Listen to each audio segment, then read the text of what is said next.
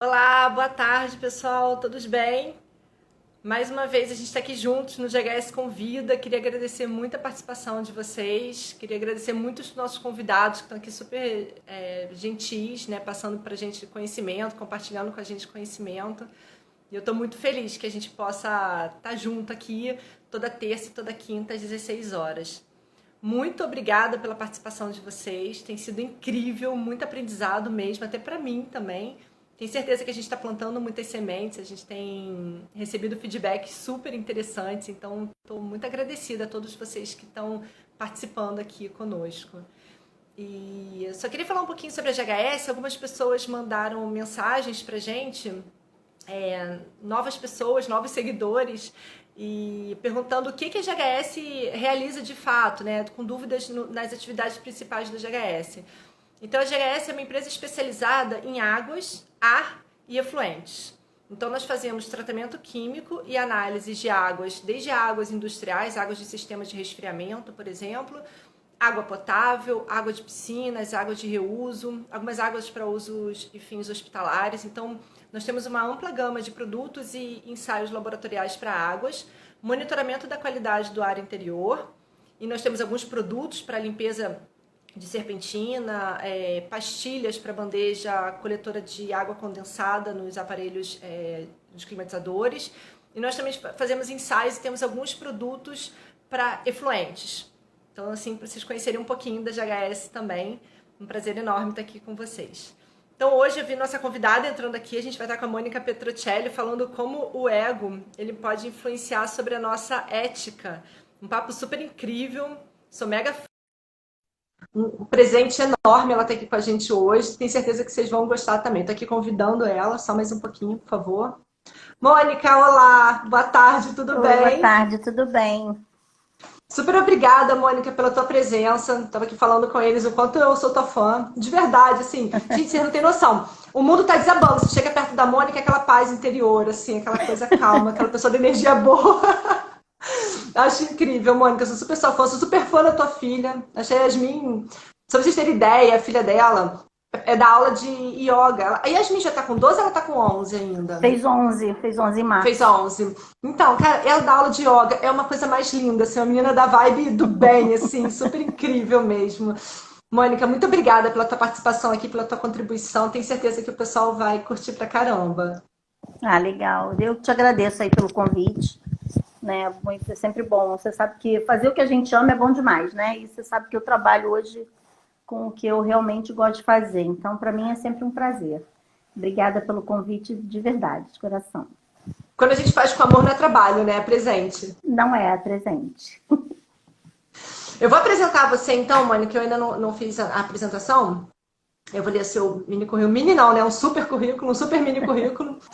Então, a Mônica Petrocelli, ela tem mais de 23 anos de experiência em consultoria de empresas, gerenciamento de projetos, gestão de processos, gestão de mudanças organizacionais em empresas como IBM, PricewaterhouseCoopers e Neuris. Desde 2002, ela fez a transição da posição de executiva de empresas para consultora em saúde integral e preventiva através da meditação, yoga terapia e tecnologias orientais para otimização do sistema imunológico. Foi o sonho, né? Assim, essa é É. o sonho mesmo. Estudou filosofia, meditação, yoga, relaxamento, física quântica, anatomia, neurociências entre 96 e 2002 e ministra aulas e treinamentos de yoga terapia, meditação e relaxamento na Índia e no Brasil desde 1996. Há 18 anos atrás, foi publicada uma entrevista na revista O Atma de Yoga sobre o projeto Saúde-se, que é um projeto que foi implantado como piloto na IBM e desde então já ajudou centenas de pessoas a expandirem suas mentes através do autoconhecimento e, consequentemente, potencializando a saúde física, mental, emocional, espiritual e financeira. Cara, eu É acho isso aí. incrível esse seu trabalho, assim, sou super fã dele, acho o máximo. E aí, quando eu te convidei, né, e a gente estava pensando assim, o que a gente podia trazer para a live de hoje, o que a gente podia trazer aqui para trocar de experiência com o pessoal, veio a questão do ego e da ética. Dentro de uma Uhum. empresa, e ainda mais nesse período que a gente está vivendo, ego e ética tem que se manter sempre equilibrados, né? Quando eles estão desequilibrados, qual seria esse limiar, Mônica? O que você tem para contar para a gente esse limiar entre o ego e a ética, quando o ego ele resolve exceder o limite que ele deveria e entrar em ação? Uhum. Então, na verdade, o ego, eu vejo muita gente dizer, eu vou acabar com o ego, né? Vou fazer meditação para acabar com o ego. E, na verdade, ego, raiva, tristeza, medo, estresse, tudo isso são ferramentas que a gente precisa e que garantem a nossa sobrevivência, né? Então, o que é que acontece numa empresa? O ego, ele, dentro da cultura védica, da cultura indiana, o ego tem duas formas, né? Ele tem aquela forma de eu sou, né? Eu sou o melhor, eu sou. Tem até tinha até um desenho animado, quem é da minha época deve lembrar, mas meu filho ainda pegou aquele do Johnny Bravo, né? Eu sou o máximo, né? Hop, hop, eu sou o máximo. Então, tem esse aspecto do ego, e um outro aspecto do ego isso é meu, aquilo é meu, né? Então, tudo que vem em exagero, isso é meu, aquilo é meu, ou eu sou algo, né, estratosférico, é ego. E uma coisa muito importante que a gente vê nas empresas é a identificação. Por que existe a exacerbação do ego nas organizações e quando que ele esbarra na questão ética, né? Nas organizações, quando a pessoa se identifica com o cargo que ela ocupa, com a posição social que ela ocupa por conta daquele cargo, né? Seja lá o que for, pode ser desde do presidente, do dono da empresa, até um gerente médio, um supervisor, até uma secretária mesmo, pode passar por isso, né? Então, quando você se identifica com esse cargo e você acha que aquele cargo é seu eternamente, ou seja, eu sou a fulana de tal, eu sou o diretor não sei lá das quantas, eu sou o gerente não sei lá das quantas, ou tem até aquela máxima, né? Você sabe com quem você está falando? E eu costumo olhar para aquela pessoa, respirar fundo e dizer, eu tenho uma ideia, né? Porque, na verdade, quando a gente pensa em realmente com quem que a gente está falando, seja lá com quem for, e a gente olha para a vastidão do universo, aquela pessoa com quem você está falando, e até você mesmo, nós somos um pequenino grão de areia. Nós somos nada e, ao mesmo tempo, somos tudo. Porque só nós temos o poder de mudar a situação que a gente quer mudar, né?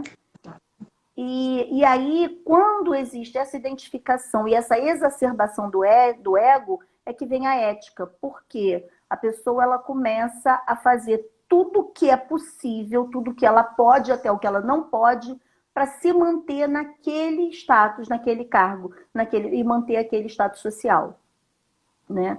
E desde da atitude mais sutil, né, até a atitude mais drástica, não importa. Continua sendo antiético, continua sendo falha do ego. Né? Então, quando é que doido, né? É muito louco. E assim, e às vezes a pessoa não percebe que está fazendo isso. Eu ia te perguntar isso. A pessoa sabe, assim, quem tá nessa vibe do ego sobrepondo, a pessoa em geral ela nem sabe o que ela tá fazendo, né? Algumas vezes sabe, mas é raro. A maioria das vezes é um processo inconsciente. Né? E é uma doença, quando eu falei com você, né, da live, eu falei com você que eu ia tratar de um assunto que está todo mundo com muito medo do Covid, com certeza é um perigo, não estou descartando nada disso, mas existe uma pandemia que ninguém fala, ou quando fala, fala pouco, né? E que está assolando o mundo, a humanidade, não é só o Brasil, há muito tempo. E o nome dessa pandemia chama megalomania, que é exatamente a exacerbação do ego que vira em medo, né? Se torna um medo da perda, né? Perda do status, perda do status até financeiro, né? E acaba fazendo com que a pessoa, por medo, chegue a fazer atitudes até de corrupção. Né? Muito do sistema corrupto que nós temos no mundo, não estou falando só de Brasil, estou falando de mundo, ele é calcado nessa doença chamada megalomania, que eu não vejo ninguém quase tratar. Né? Que eu não vejo Inclusive, nem se você falar tá falando muito. agora, eu tô pensando aqui em algumas pessoas que eu conheço que perderam seus empregos e tinham posições de decisão. E Sim, estão beirando a loucura, sabe? Estão beirando fazer uma loucura, né? Inclusive, teve um deles que eu tô tentando conversar e tô tentando ajudar a plantar semente, né? Se a gente pode pelo menos dar uma palavra, eu acho que a sim, gente sim. já é uma contribuição. É claro que tem uma barreira ali que a gente não pode transformar, mas você consegue dar uma palavra. Se você está numa posição, você precisa daquele dinheiro para a tua vida, ok, você perdeu, você perdeu. Agora, se você está numa posição e você veste essa posição no que você está falando, o tombo é maior, Mônica, isso pode afetar mais, né? Com certeza. Por quê? Porque uma coisa é certa, quando você está ocupando um cargo, você só chegou naquele cargo por dois motivos. Ou por competência, porque você realmente tem habilidade, você realmente tem conhecimento para estar ali, ou por questões políticas. Que aí é o caso que é mais perigoso, né? Porque a pessoa não tem, muitas vezes, o mérito, mas como ela teve, e nem tem, às vezes, fundamento, sustentação em termos de conhecimento para assumir aquele cargo, mas aí ela acaba tendo a oportunidade de assumir. E aí, quando ela assume o cargo, ela fica com medo da perda, porque ela sabe que se ela perder vai ser muito difícil, ela vai ter que fazer todo um processo político para poder se manter no cargo ou para conseguir aquele cargo em outro lugar. E E isso aí pira, né? E a pessoa ela pira, pira, detona ela perde a tudo. identidade dela, né? Ela perde o eu, ela Exatamente. perde o que ela acredita, na verdade, eu imagino, que seja o eu dela. Seria mais ou menos isso. Na verdade, o eu, quando isso acontece, o eu já não existe, né? Ela não, ela já está tão travestida das necessidades que ela criou, das cobranças que ela passou, e isso às vezes vem da infância, vem da criação, da cobrança dos pais, da cobrança da própria pessoa, da necessidade que tem de mostrar que pode para amigos, né? Na adolescência isso começa a florescer com muita facilidade, no meio social, porque é quando você começa a ser muito cobrado por amigos. Ah, você não bebe? Eu brinco, dizer, eu nunca tomei um porre na minha vida. E quanto bullying eu sofri por causa disso. Eu, até hoje. Eu tenho amigos que até hoje juram por Deus que um dia ainda vão me dar um porre. Né? Porque eu nunca bebi porque eu não gosto, não é porque eu Não gosto do seguia. sabor, né? É, Eu não gosto nunca do sabor, eu gostei. Não também. gosto do sabor, não gosto do efeito que o álcool Também não. causa. Né? Para você ter ideia, quando eu coloco um pouco de álcool na boca, meu lábio fica dormente. Então, isso para mim já é um sinal que eu não devo me aproximar muito. Né? Então assim, mas a necessidade que os adolescentes têm, se um amigo está bebendo, aí você não bebe, você é otário, e aí você não, o adolescente não quer ser otário, acaba bebendo também, né? E infelizmente isso acaba às vezes indo até para outro lado, para droga, né? Para outros caminhos que são até mais tenebrosos. Eu conheci muita gente, muito executivo que usava droga.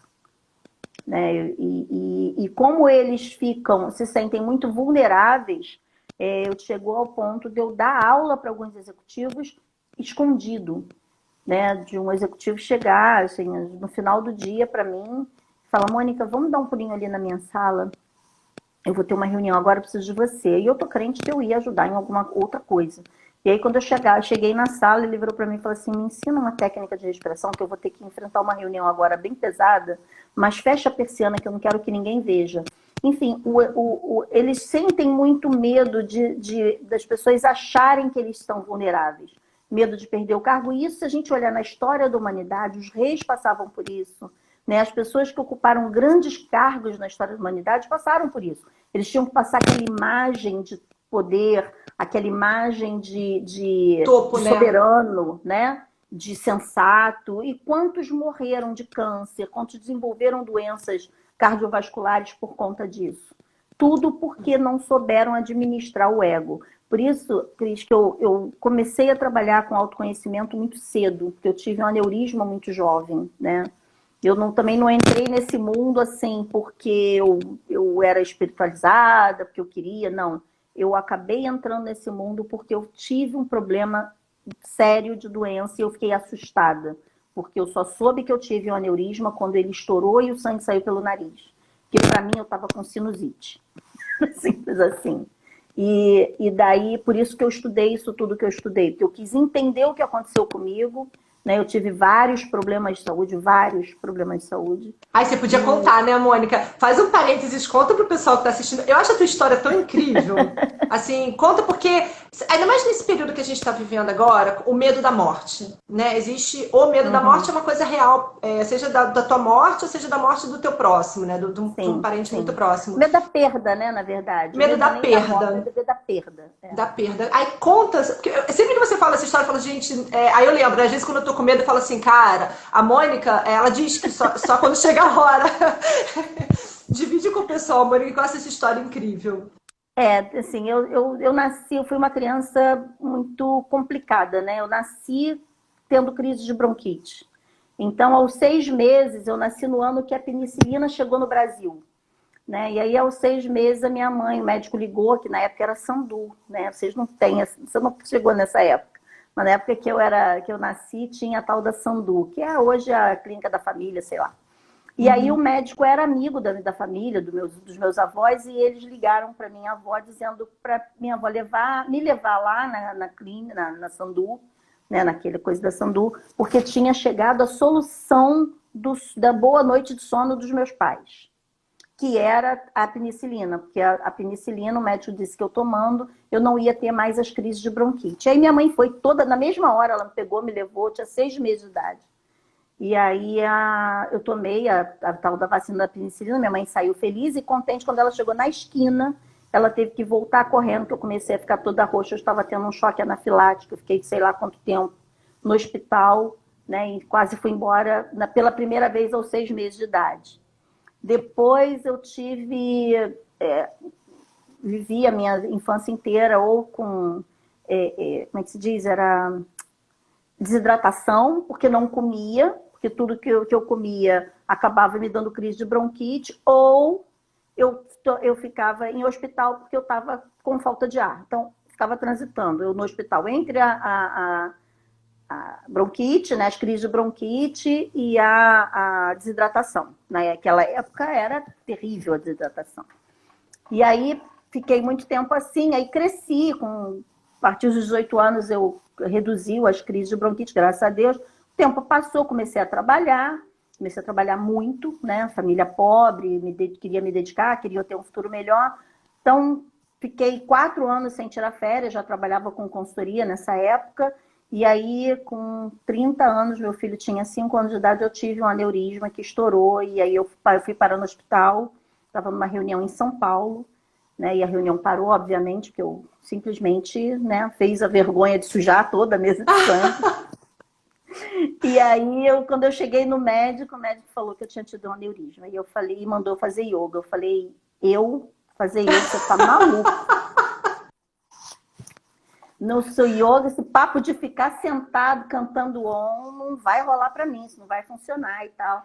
E aí um amigo meu falou, Mônica, faz sim, é bom e tal. Eu falei, cara, falou, procura um livro, você não quer ir à academia? Você acha muito louco, né? Porque para mim, yoga era sinônimo de usar maconha. Muita gente até hoje tem esse preconceito. Falei, isso não é para mim, não vai rolar. E aí esse meu amigo falou assim, compra um livro, você não quer ir à academia? Beleza, compra um livro chamado Autoperfeição com Hatha Yoga. E eu estava indo num projeto em São Paulo nessa época. Falei, beleza. Aí saí para achar o livro, saí procurando o livro, não achei o tal do Autoperfeição. E eu estava hospedada nessa época no centro da cidade de São Paulo, no Hilton. E aí no Hilton, na banca de jornal, eu falei, bom, São Paulo, banca de jornal tem de tudo, né? Tem tudo, é. Aí eu entrei na banca e perguntei pro jornaleiro, eu falei, você tem um livro assim, Autoperfeição com Hatha Yoga, tal, do professor Hermógenes? Ele falou, olha, esse livro eu não tenho, mas eu tenho um outro livro aqui do mesmo autor, talvez você vai gostar. Eu falei, como é que é o nome do livro? Yoga para Nervosos. Eu falei, pode me dar. Pode me dar. Yoga eu não sei o que é não, mas nervoso eu sei. Então, se é para nervoso, me dá que eu vou levar e vou começar a praticar esse negócio. E foi o que eu fiz, né? Aí eu li o livro apresentava algumas séries de yoga, e aí eu comecei a praticar, e aí no meio da prática eu tive um monte de dúvida, porque eu não fazia nem ginástica, eu não gostava de academia, nem fazer ginástica. E aí eu liguei, tinha o telefone da academia do Hermógenes na época, liguei, e foi ele que me atendeu. E eu não sabia, fiz um monte de perguntas, ele ficou mais de uma hora comigo no telefone, tirando minhas dúvidas. Aí no final eu falei, olha, eu queria que você agradecesse muito ao professor, ao autor desse livro, porque esse livro está me ajudando muito. Aí ele começou a rir do outro lado e falou assim, você já está agradecendo. Aí eu falei, meu Deus, eu ocupei 1h30 do sujeito, coitado. Eu falei, desculpa. Aí ele, não, eu toda sexta-feira eu tô aqui, você pode ligar. Eu falei, ele não vai fazer isso. Eu falei, o senhor tem ideia do que o senhor está falando? Eu vou ligar para o senhor de verdade toda sexta-feira nesse horário. E aí assim foi, né? Eu acabei fazendo yoga com ele por telefone durante todo o tempo que eu estava no projeto. Fiquei quase um ano nesse projeto em São Paulo. E aí, quando eu voltei para o Rio de Janeiro, eu acabei conhecendo ele pessoalmente e fiquei muito amiga dele. A gente desenvolveu uma amizade bem bacana. E ele, quando eu ia nas palestras junto com ele, ele contava para todo mundo que eu fui a única aluna dele que aprendeu yoga por telefone. E aí bem executiva, né, Mônica? Nessa época você era executiva total. Na época eu era consultora, né, de empresa, estava como consultora sênior na época. E esse projeto era em São Paulo, mas eu passava... Logo depois, no projeto seguinte, eu ficava uma semana no Rio, uma semana em São Paulo, uma semana na Argentina, uma semana na Venezuela, uma semana na Colômbia, uma semana no Chile. Tinha horas assim que eu já não sabia mais se eu tinha que falar português, se eu tinha que falar inglês, se eu tinha que falar espanhol. Eu estava assim, zureta. E foi exatamente nesse projeto, né, que eu ficava para lá e para cá, que eu acabei estourando. Na verdade, eu senti uma dor de cabeça. Fiquei um ano sentindo essa dor de cabeça e não tinha tempo de ir a médico, né? Então, quando o negócio estourou, o médico olhava para mim e eu fiquei muito assustada. Aí eu falei, não, tem que começar a cuidar. E aí eu comecei a estudar o corpo humano. Com um ano que eu estava praticando yoga, eu tive um problema na vista e fiquei cega. 8 meses de licença. Que eu tinha o sistema imunológico muito baixo, mesmo fazendo yoga ainda trabalhava muito e ainda resolvi fazer uma pós-graduação, estudar, e aí deu ruim de novo. Aí nesses 8 meses que eu fiquei em casa, o primeiro mês foi muito difícil, muita dor, porque o vírus pegou até o nervo óptico, né? E a dor era lancinante. Quem cuidou de mim foi o Dr. Orlando, da clínica de olhos lá ali na Gávea, da clínica São Vicente. Tem uma clínica de olhos lá dentro, que é o Dr. Orlando, eu acho que o nome da médica é Marlene, se eu não me engano, é Marlene. Mas quem recuperou realmente a minha visão foi o Dr. Orlando na época, e ele me botou de molho 8 meses. Eu ia lá, crente que eu ia conseguir voltar a trabalhar, ele ainda não dá, fica um tempo em casa, demorou muito tempo para cicatrizar, né? E aí foi quando eu mergulhei de vez no yoga, e aí em 2002... eu conheci um mestre na Índia, eu estava estudando Sânscrito, já tinha feito o projeto Saúde, né, que é um projeto que eu tenho até hoje. Hoje o projeto não é um projeto, é um programa, que eu tenho alguns desafios de 21 dias de autoconhecimento, 21 dias sem estresse, sem procrastinação, tem vários desafios. Estou agora lançando meu curso de meditação online, essa pandemia ajudou a ter tempo de fazer essas coisas, né? E vai ter o curso de meditação online, o curso de yoga terapia e um curso de mentoria em autoconhecimento e yoga terapia também, que vai ser, vou fazer o lançamento tudo online. A partir de setembro desse ano vão começar os cursos online. Estou inscrita já. Já estou na turma já. Guarda lá minha vaga.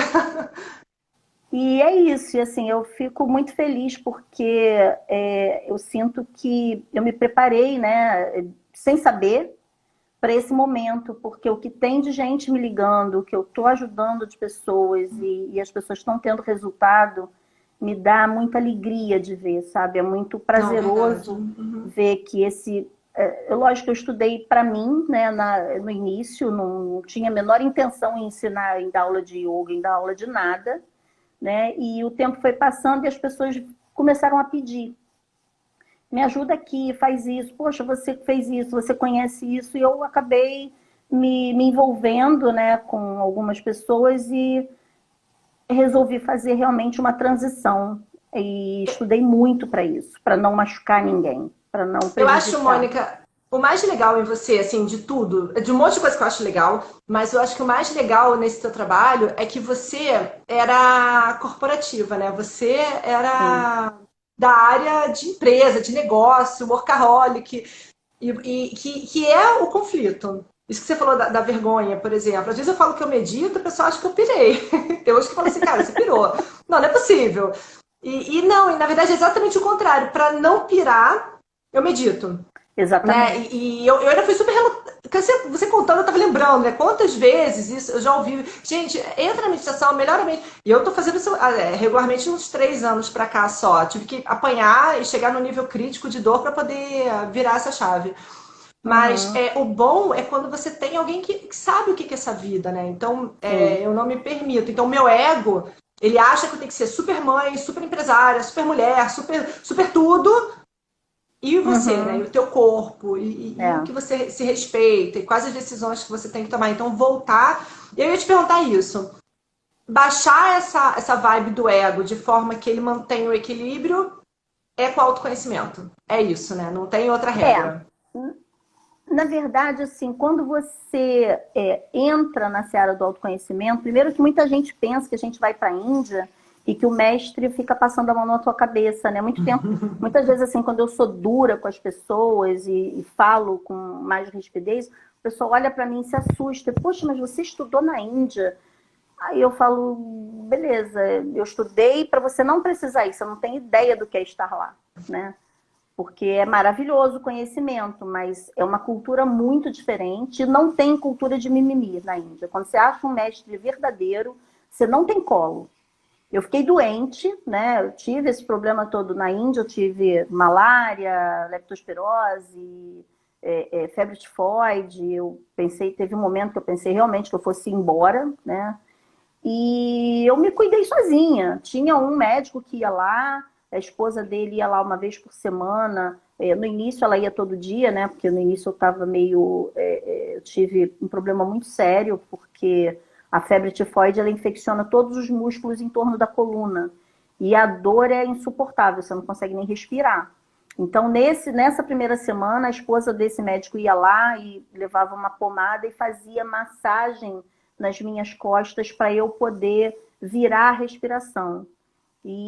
Mas aí ela ia lá, passava a massagem, via lá se estava faltando algum remédio e ia embora. E eu fiquei sozinha. Então, nesse momento que você está com uma doença dessa, que você lembra da mãe, né? Do seio familiar, que, nossa, vai morrer, nossa. E a única coisa que me vinha na cabeça é: eu não posso morrer, eu quero terminar de criar meu filho, eu vou sair dessa, eu vou aprender o que eu vim aprender a fazer aqui, né? Eu quero me conhecer e não existe melhor. É difícil falar isso que as pessoas interpretam errado, mas qualquer coisa eu explico, tá?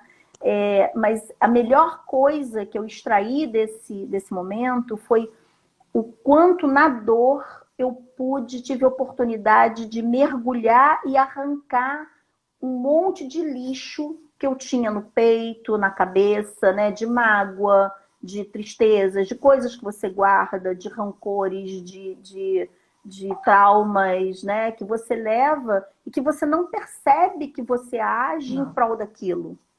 Né? Então, quando você se vê sozinho mesmo, entre você e você começa a bater um papo com a morte, né? Que na Índia tem um nome, que é o Senhor Yama, quando você começa a bater um papo ali, cara, espera um pouquinho, me dá mais um tempinho, quebra o galho. A gente bate o papo só para aliviar a tensão, né? Deixa eu bater um papo com você aqui. Olha só, me leva agora não, me deixa aqui. Eu quero ver meu filho mais um pouquinho. Meu filho é pequeno, né? Eu tenho que ainda fazer muita coisa com ele. Mas assim, quantas noites em claro a gente passa com dor, que não dá para dormir. Isso eu passei quando eu estava com problema nos olhos, passei quando eu estava com problema da febre tifoide, né? Leptospirose também é uma dor insuportável. Eu tive só as 4 juntas. Eu até brinquei com você hoje, né? Que eu dizia para o médico que eu não ia morrer não, porque tinha muito bandido brigando dentro de mim, né? Eram 4.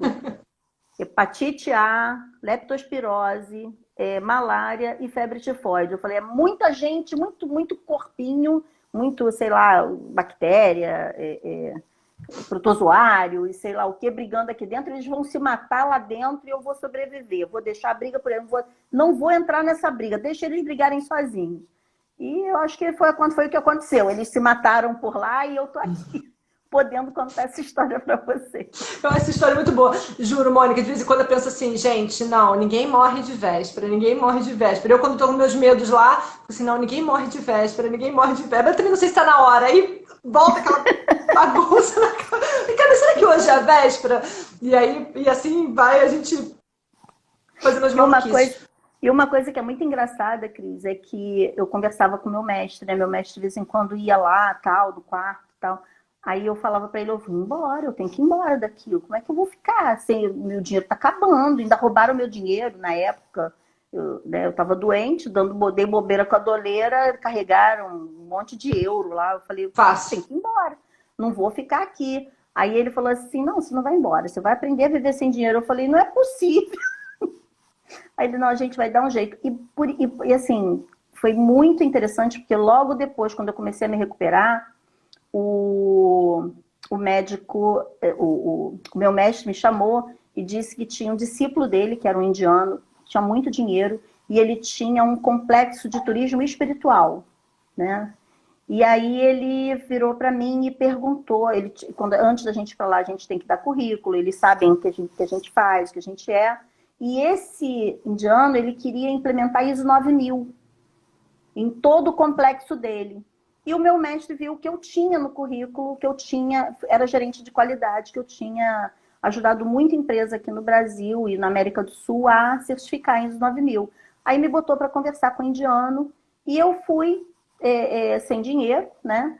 Ele me ofereceu o seguinte, ou ele me pagava um valor, né, para eu fazer esse trabalho para ele, ou ele me dava a casa, a estadia, pagava todos os cursos que eu quisesse fazer e eu ia ficar responsável por implementar esse projeto e cuidar da biblioteca. Porque na Índia eles veem muito o teu perfil, né? Eles avaliam muito o teu perfil. Então eu tinha um perfil que eles chamavam de pandita, né? Panditi, que é mulher, né? Pandita, quando termina com A é homem, quando termina com I é feminino.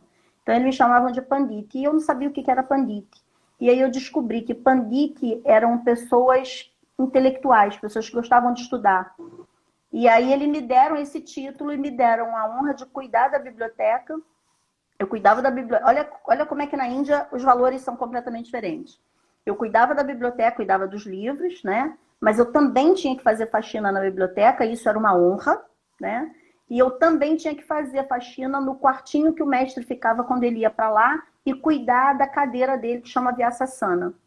Vyasasana é a cadeira que o mestre senta para dar aula, para passar o conhecimento. Fazer essas tarefas não diminui, né? Não diminui, não. São, assim, é um posto engrandece, inclusive, né? Uhum. E teve um momento lá que eu ria muito. Eu falei, gente, eu tô me sentindo São Pedro, porque eles me deram um molho de chaves que eu chegava a ficar mais pesada. Eu emagreci 15 quilos, eu fiquei muito magra por causa da doença. Então, eu cambava, eu tinha que amarrar no sari, né, a chave. E era um molho de chave muito pesado, tinha muita chave. Então, ali tinha a chave dos armários da biblioteca, tinha a chave do quarto do mestre, tinha a chave dos armários onde eu tinha que pegar os apetrechos para limpar as coisas. Então, era muita chave. Eu falei, gente, eu tô igual a São Pedro, porque eu era tão, assim, quando eu passava, as pessoas, tinha gente que fazia reverência para mim, eu morria de vergonha. Eu falei, gente, eu não sou nada para esse povo prestar reverência para mim, né? E eu me senti, eu falei, teve uma hora que eu falei, não, vou relaxar, agora eu sou São Pedro. Eu sou a dona das chaves. Então, eu fico pensando, Mônica, passar por essas situações, por exemplo, essas situações que você passou. Muitas pessoas hoje, elas estão passando por situações muito críticas, psicologicamente muito críticas, porque não entendem que são só um ser humano como qualquer outro. Sim. Que você pode, sim, fazer uma limpeza, que você pode, sim, ser a portadora das chaves, que você pode, sim, perder o seu posto, né, a sua empresa ou o seu posto de trabalho, seja um cargo alto. Você pode, e isso não vai te fazer menos ou mais. Não. Isso só vai transformar quem você é naquele momento, né? Assim, que não é nem tua essência. Então, Cris, eu acho que o dia que as pessoas entenderem de verdade que elas têm uma qualidade e uma atividade que ninguém faz igual, todos nós temos uma digital, né? As digitais, e a Íris, que nos diferencia de milhões de pessoas no mundo inteiro. Da mesma maneira, nós temos uma identidade, que é uma atividade, tá? Uma qualidade, a forma como a gente lida com as qualidades, que ninguém faz igual. Então não existe, se você partir desse princípio, a gente começa a entender que não tem nem por que competir. Se você descobrir o que você realmente ama fazer, o que você faz bem, não tem por que você competir, porque ninguém vai fazer igual a você. Se a gente colocar aqui, colocar 5 pessoas numa cozinha, colocar 5 mesas com ingredientes da mesma safra, mesma quantidade, mesmo tudo, e pedir para essas 5 pessoas fazerem um bolo e vão assar esse bolo no mesmo forno, nós vamos ter 5 bolos diferentes. Porque é a energia que eu coloco que vai me dar o resultado do que eu sou. Verdade. Então, se você hoje está na tua empresa, tá? E você faz o seu trabalho de um jeito, e é maravilhoso, é perfeito, que você ama o que você faz, se amanhã você colocar o seu filho assumir o seu cargo, o seu posto, por algum motivo, você passou a empresa para ele pode fazer um trabalho tão bom quanto o seu, mas com certeza ele vai fazer diferente. E tudo bem. Porque é a personalidade dele. E às vezes a gente cobra até dos nossos filhos, né? E eu vejo muito mestre fazer isso com discípulo, eu acho um absurdo. Na Índia tem até um nome, né, para os falsos mestres. Eles dizem que os mestres são os gurus e os falsos mestres são os cangurus. Porque o canguru carrega o filhote na bolsinha, né? Então o falso mestre, ele quer trazer o discípulo e meter e guardar para si. É meu. Né? Então você não pode procurar outro mestre, porque você tem que ficar aqui. E tem o mestre verdadeiro que ele te dá liberdade, não importa quem você vai procurar.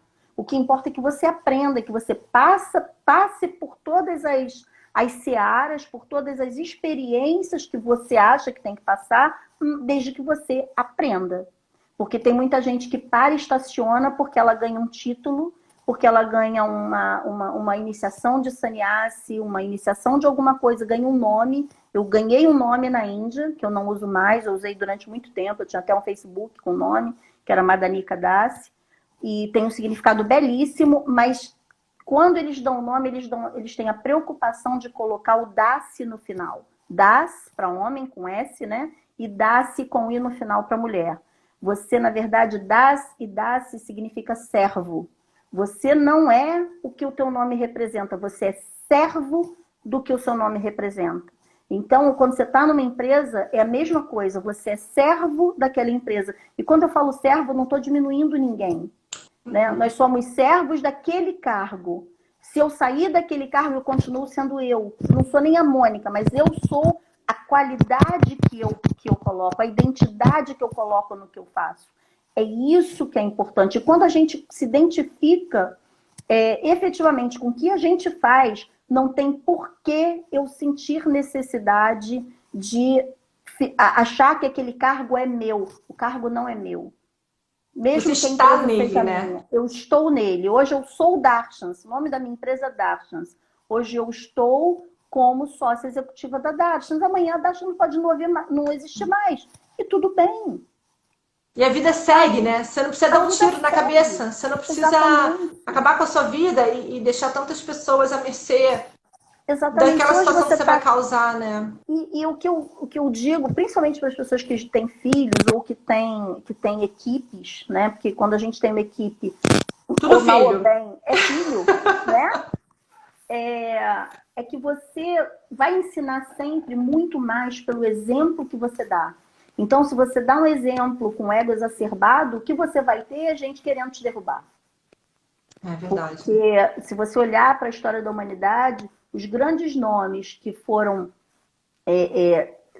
tão incisivos, né, na sua forma de governar, eles quebraram as pessoas. Né? Você vê Mussolini, Hitler, tem aí né, Napoleão e vários outros. Né? Então, a gente precisa tomar muito cuidado.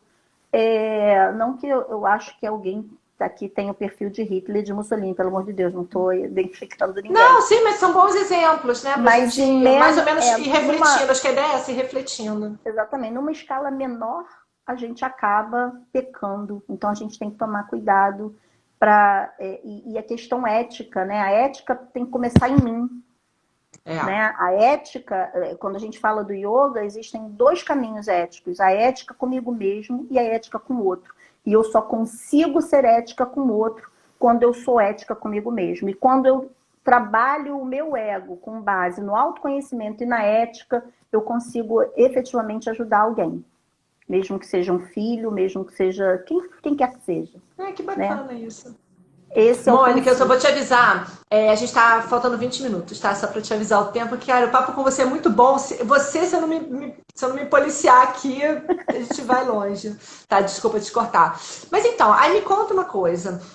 Nesse caso, se você fizer esse trabalho de autoconhecimento, se você de fato tiver esse autocontrole, isso vai te ajudar a perceber quando o teu ego começa a criar asa? O autoconhecimento, ele te dá ferramentas para você entender quando o teu ego começa a sair ali do controle?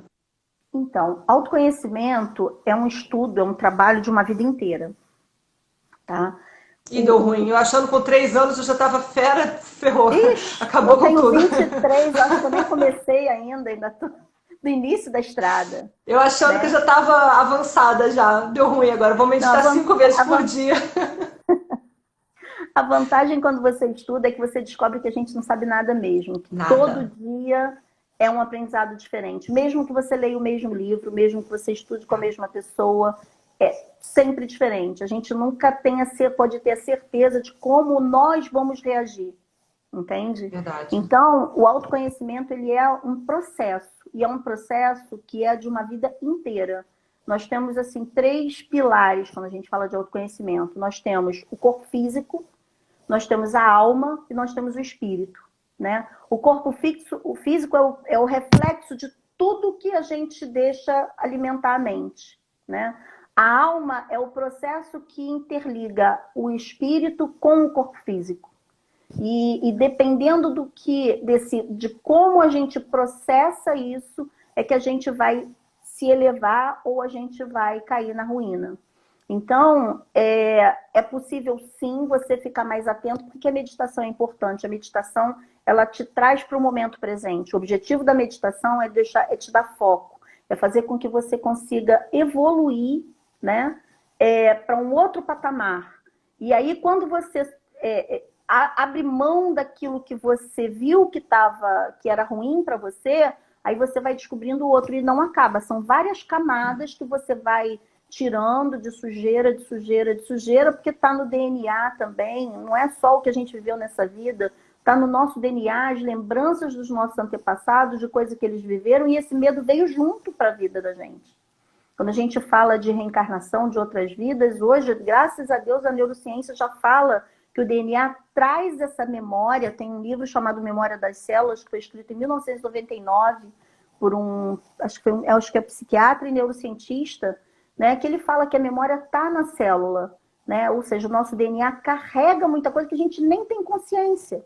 Então a gente precisa, a cada coisa que a gente vive, seja que gere alegria, tristeza, medo, o que for, a gente precisa estar atento àquilo ali para ver o que a gente pode aprender a partir daquilo e transformar isso numa grande alavanca. A Cris colocou aqui o Ho'oponopono. Tô fazendo também, né? A gente está participando de uma meditação, e aí o mestre falou que pra gente ler Limite Zero. E aí eu li o livro e falei assim, cara, agora que eu tava achando que eu tava entrando no equilíbrio, veio esse livro, acabou com a minha vida. Eu falei, gente, como assim eu tenho culpa de tudo? Eu falei, cara, ferrou, aí. E aí é muito isso, né? Você vai trabalhando no autoconhecimento e você chega no dia seguinte e fala assim, cara, eu não sei nada, eu sei menos do que eu sabia ontem. E aí você chega amanhã, putz, hoje, aí você é provocado de hoje, cara, sei menos do que eu sabia ontem. Mas é uma atividade que precisa fazer, né? Porque eu acalmei muito, difícil. É uma construção, e é uma construção, porque todo dia a gente tem que se reciclar.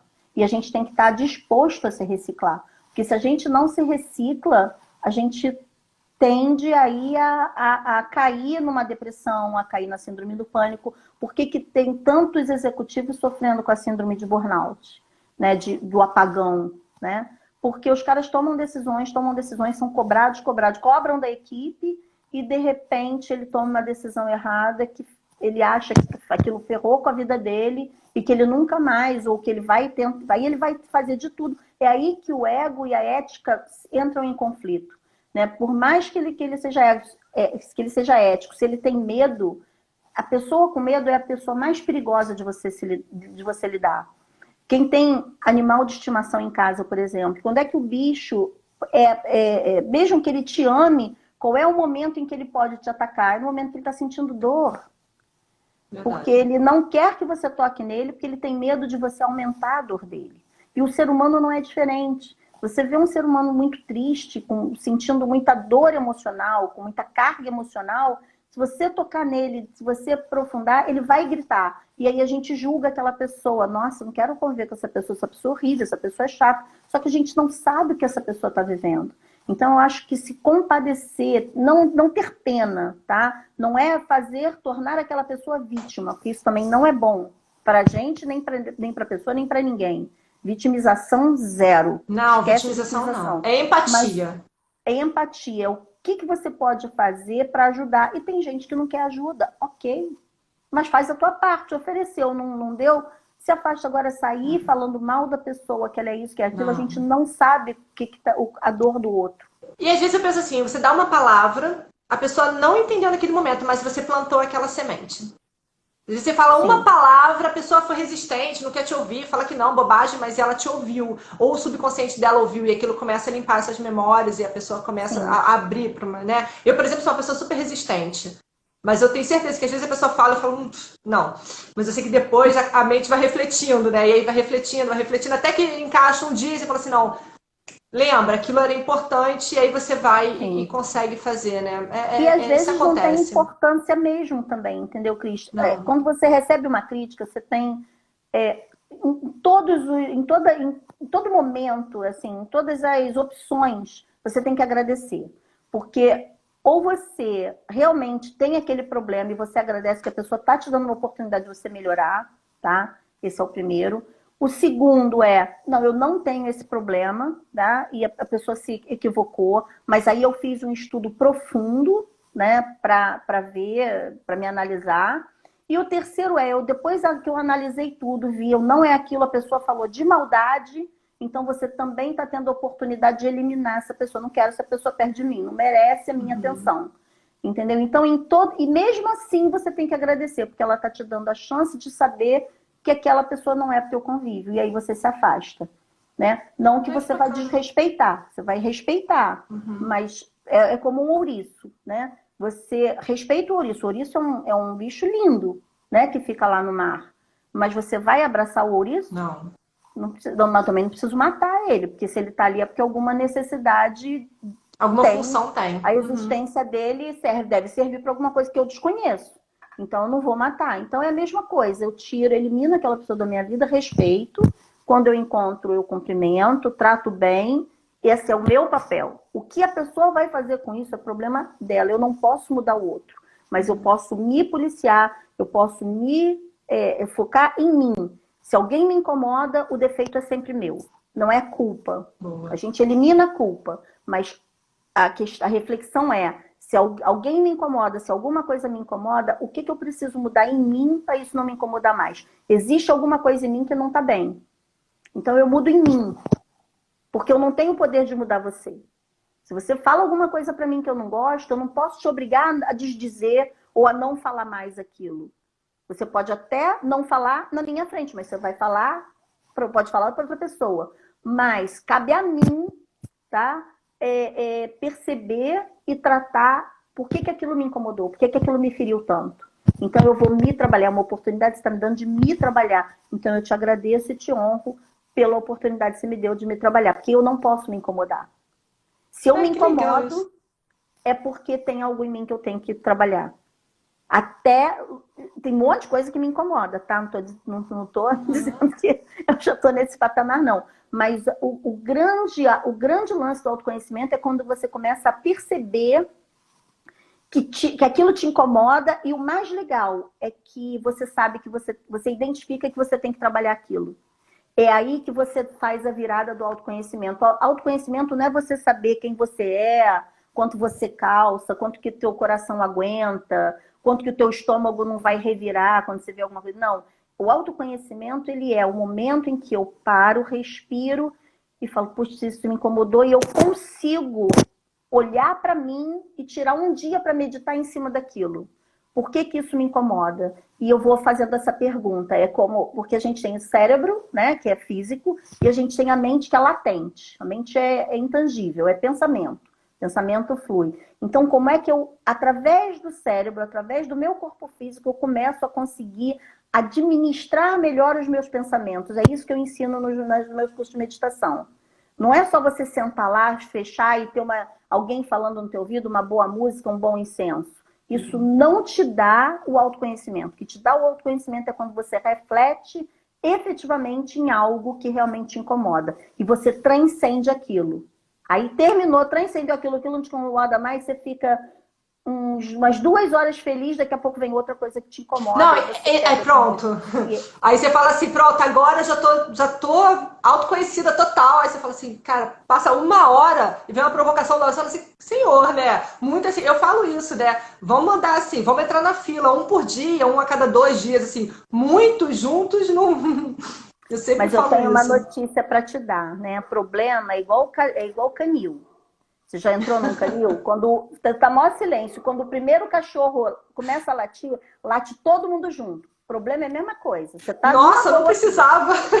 Quando começa um problema, vem uma enxurrada, assim, para te testar. E às vezes não é nem que vem a enxurrada, e às vezes quando você tá com um problema, você percebe os outros.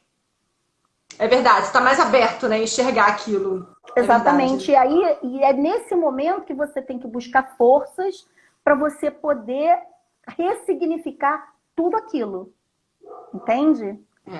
Porque no momento em que você tá mais vulnerável, é que você tem que entender e perceber que o quanto é importante você trabalhar a força que você tem que tirar, e aí você encontra forças. Porque eu encontrei força quando eu estava sofrendo lá na Índia, quando eu estava sofrendo com um problema nos olhos, que eu não podia nem ver meu filho, que era contagioso, eu tinha que ficar num quarto escuro, que a luz aumentava a dor. Então é nesse momento da dor que você tem a grande oportunidade de transmutar um monte de coisa na tua vida. Agora, se você ficar se lamentando, ficar se perguntando, ai, por que eu estou sofrendo? Ai, por que eu mereço isso? Esquece, a pergunta errada, joga fora. A pergunta é, como que eu dignifico esse sofrimento? Eu ia te pedir para falar sobre isso, eu adoro quando você fala essa frase. Nós temos 7 minutos, Mônica, o tempo está voando hoje. Fala um pouquinho sobre essa questão de dignificar o sofrimento, porque eu vira e mexe, eu lembro de você falando isso. Eu penso assim, cara, esse sofrimento ele tá vindo para eu virar uma chave. Então, eu agradeço e trabalho ele. Eu ouvi isso do professor Hermógenes, eu tava assim, meu mundo estava caindo e ele me falou isso e foi embora. E me deixou no vácuo, né? Eu fiquei muito furiosa. E depois, naquele mesmo dia à noite, eu liguei para ele, briguei com ele. Eu sou dessas, né? E aí ele virou... Falei, como é que o senhor faz isso comigo? Eu estava lá sofrendo. Aí ele falou, tá bom, em que você pensou depois que eu falei isso para você? Era 12:00, mais ou menos, foi a hora que eu fui para a academia praticar yoga e ele estava saindo para dar uma palestra. Aí eu falei assim, pensei nisso. Ele falou, então, você esqueceu o problema que você estava vivendo a tarde toda. Ressignificou. Aí eu falei, bom, o que é isso, professor? Ele falou, Mônica, você dignifica um sofrimento quando você aprende com ele. E hoje foi um grande aprendizado para você. Você esqueceu do seu problema. Você colocou no lugar dele algo mais importante, que era entender o que eu tinha te dito. Entende? Então... Isso é muito legal. Então, e eu realmente, aquele problema que eu tava, que era tão pesado, sumiu, que eu fiquei com tanta raiva dele, porque ele fez aquilo comigo, que aquele problema que eu tava, eu esqueci, eu voltei, trabalhei à tarde, pau da vida, né, reclamando. E o que eu ganhei com a reclamação? Nada. Né? Agora, quando eu olho para aquilo e eu pergunto para mim mesma sempre o que eu posso aprender com esse negócio aqui, né? Puxa, estou passando por isso. Até para você avaliar se aquele sofrimento vale a pena. Porque dependendo da causa que seja o problema, você pode eliminar. Você quer ver uma coisa? Para mim, uma pessoa que reclama o tempo inteiro do trabalho que ela tem, ela está fazendo uma carta diária de ineficiência, de incompetência. Porque se eu não estou satisfeito com o meu casamento, com o meu trabalho, com algum amigo, cara, eu tenho que cair fora. Verdade. Se não tá bom para mim e eu não saio, continuo reclamando daquilo, eu tô simplesmente atestando a minha incompetência, a minha incapacidade de sair dali e ir para um lugar melhor e de criar uma realidade melhor para mim. Então, se você desviar, deixa a reclamação de lado e foca naquilo que você pode fazer para melhorar o ambiente para você vai melhorar para todo mundo que está à tua volta, você ressignificou.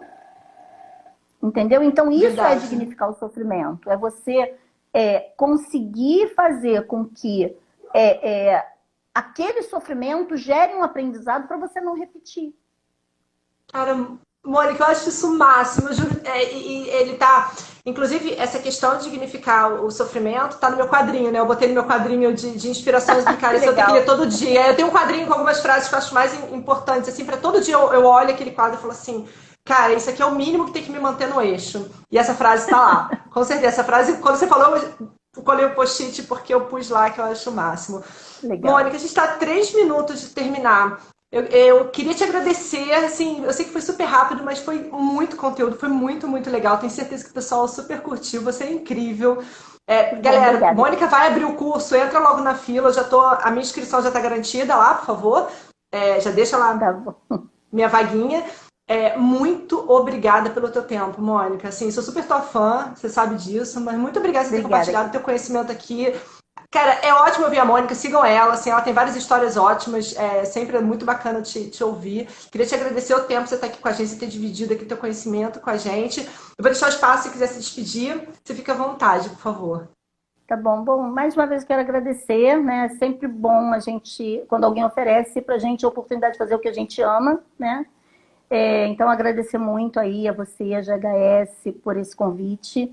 E queria dizer para todo mundo, descubra o que você ama fazer e seja excelente no que você ama fazer e vai ser feliz, gente, porque a vida é muito linda, sabe? Não importa o problema que esteja acontecendo no mundo, a vida é bela e existe muita coisa boa, tem muita gente fazendo muita coisa boa. Foca nisso, que vocês vão ver que vocês vão ser muito mais felizes e realizados.